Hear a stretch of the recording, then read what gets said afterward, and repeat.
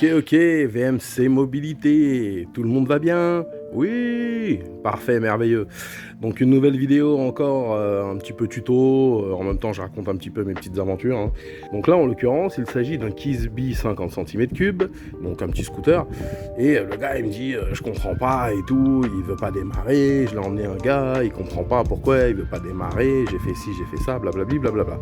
Bon, alors moi j'ai fait tous les petits contrôles habituels, hein. De toute façon ça va assez vite sur un 50 cm3. D'une manière générale, un moteur à explosion, ce qu'il lui faut c'est de l'électricité, de la compression et de l'essence, enfin de l'essence et de l'air mélangé, au mélange stoichiométrique comme on dit, donc 14,1 grammes d'air pour 1 gramme d'essence, n'est-ce pas?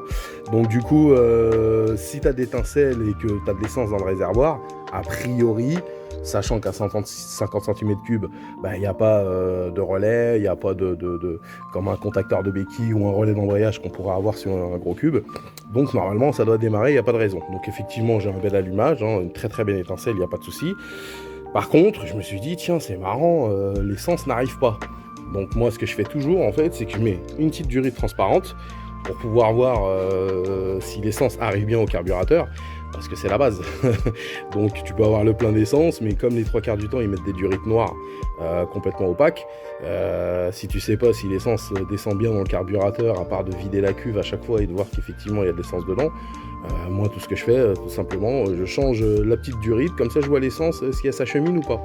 Et j'ai constaté qu'effectivement, quand tu mets un coup de démarreur, l'essence ne coule pas. Donc dans un premier temps, j'ai été con parce que j'ai dépensé des sous pour rien. Je me suis dit, c'est le robinet d'essence, parce que comme il y a une petite bille et que ça fonctionne à dépression, hein, c'est-à-dire que tu as un circuit de dépression qui est branché directement sur le moteur et un circuit d'arrivée d'essence, hein, d'alimentation en essence. Ce qui se passe, c'est qu'effectivement, quand le moteur il se met en compression, il déclenche un phénomène d'aspiration à travers la durite de dépression qui va faire bouger la petite bille qui bouche le circuit d'arrivée d'essence normal. Autrement dit, quand la bille elle est levée, l'essence coule. Donc du coup, c'est vraiment le principe de la durite à dépression, c'est pareil sur les gros cubes, en tout cas sur les anciens. Donc l'idée c'est que je me suis dit, bon comme ça coule pas, sûrement la petite bille elle est bloquée, elle est coincée, et comme on peut pas ouvrir le robinet, hein, parce qu'il est là le robinet, hein, donc ça c'est le neuf, mais le principe c'est qu'on peut l'ouvrir pour vérifier. Donc comme ça coûte 20 balles, j'ai dit vas-y je le commande sur Amazon, voilà tac tac. Là je le remonte et je dis mais putain, non, ça n'y a rien à faire, l'essence elle coule pas, c'est bizarre. Donc je me suis dit mais j'ai été con, j'ai pas fait un test de compression.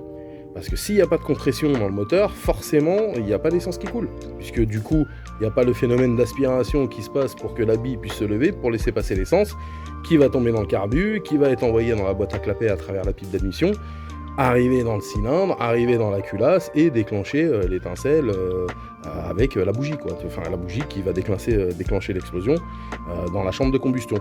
Donc s'il n'y a pas d'essence qui arrive dans le carbu, voilà. Et effectivement, donc avec un compressiomètre, voilà, j'ai constaté que effectivement, on n'est même pas à 2 bars, quoi. Tout simplement, mon problème il était là. Donc si j'avais commencé par dérouler, comme on dit, hein, comme j'ai appris à l'INCM, hein, big up à eux d'ailleurs, big INCM du Bourget, c'est là où j'ai passé mon diplôme.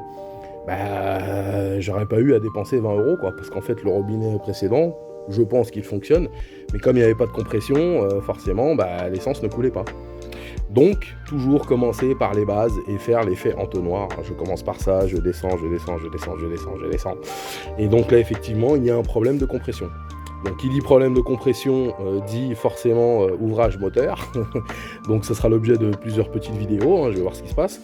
Donc là, maintenant, je sais qu'il n'y a pas de compression. Donc, quand il n'y a pas de compression, qu'est-ce qui se passe?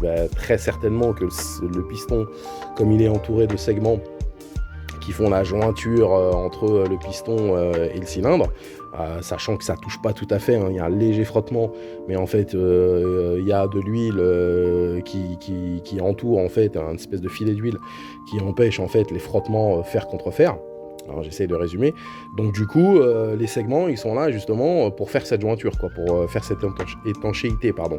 Et je vais ouvrir, et très certainement que les segments, ils sont morts, tout simplement. Donc ça laisse passer trop d'air. Donc qui dit trop d'air, la compression ne se fait pas, puisqu'effectivement, ça doit être sous pression au minimum à 1 bar 5. Dans la chambre de combustion en tout cas, et au niveau de la compression du vilebrequin, tu devrais avoir normalement, voilà, on devrait aux alentours des 7-8 À froid, un moteur de ces calibres-là, en compression, on devrait être au minimum à 6, quoi. Minimum 6, 6,5. Donc là, on est à 2. Forcément, ça risque pas de démarrer et ça ne démarrera pas. L'essence n'arrivera jamais à la boîte à clapet, donc ne traversera jamais le bas moteur. En fait, les lumières d'admission pour que le mélange il puisse passer air essence, ça n'arrivera jamais, je dirais, à la chambre de combustion pour être déclenché avec l'étincelle et exploser pour démarrer.